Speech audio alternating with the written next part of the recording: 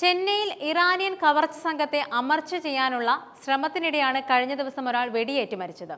ഉത്തർപ്രദേശുകാരനായ ജാഫർ ഗുലാം ഹുസൈനാണ് മരിച്ചത്. ഇറാനിയൻ കവർച്ചാ സംഘം എന്ന പേരിൽ അറിയപ്പെടുന്ന ഈ മോഷ്ടാക്കൾ ചെന്നൈ നഗരത്തെ ഭയപ്പെടുത്തി തുടങ്ങിയിട്ടുണ്ട്.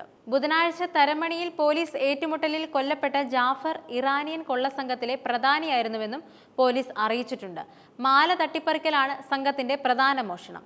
തരമണി റെയിൽവേ സ്റ്റേഷന് സമീപം പോലീസിനെ ആക്രമിച്ച് രക്ഷപ്പെടാൻ ശ്രമിക്കവേ ഇയാൾക്ക് നേരെ നിറയൊഴുക്കുകയായിരുന്നു. ചൊവ്വാഴ്ചയാണ് സഹായിയായ സൂരജിനൊപ്പം ചെന്നൈ വിമാനത്താവളത്തിൽ നിന്നും ജാഫറിനെ അറസ്റ്റ് ചെയ്തത്. ബുധനാഴ്ച പുലർച്ചെയാണ് പോലീസും ജാഫറും തമ്മിൽ ഏറ്റുമുട്ടലുണ്ടായത്.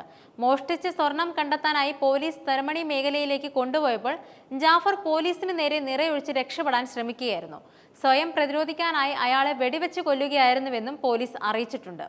Chennai east cost road, Adyar, Basant Nagar എന്നിവിടങ്ങളിൽ രാവിലെ നടക്കാൻ പോകുന്നവരെയാണ് ജാഫറും സൂരജും മോഷണത്തിനായി ലക്ഷ്യമിടാറുള്ളതെന്നും പോലീസ് വ്യക്തമാക്കി.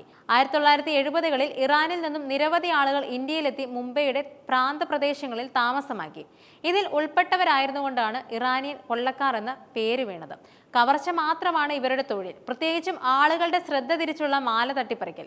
ഇവരിൽ പലർക്കും തമിഴ്, തെലുങ്ക് ഉൾപ്പെടെയുള്ള പ്രാദേശിക ഭാഷകൾ മിക്കതും അറിയാം. മഹാരാഷ്ട്രയിലെ അംബിവേലിയിലും കർണാടകത്തിലെ ബീദറിലും നിലവിൽ ഇറാനിയൻ കൊള്ളക്കാർ താമസിക്കുന്നുണ്ട്. 2013-ൽ സ്വർണ്ണാഭരണങ്ങൾ മോഷ്ടിക്കാൻ പോലീസ് വേഷത്തിലെത്തിയ 15 ഇറാനി കൊള്ളക്കാരെ അറസ്റ്റ് ചെയ്തു. 2018-ൽ ചെന്നൈ നഗരപ്രാന്തത്തിൽ ഉൾപ്പെടെ സ്ഥലങ്ങളിൽ മാല പിടിച്ചു പറിക്കാൻ 5 ഇറാനി കൊള്ളക്കാരെ അറസ്റ്റ് ചെയ്തു. ഇവരിൽ നിന്നും 104 പവൻ സ്വർണ്ണാഭരണങ്ങൾ പിടിച്ചെടുക്കുകയും ചെയ്തു.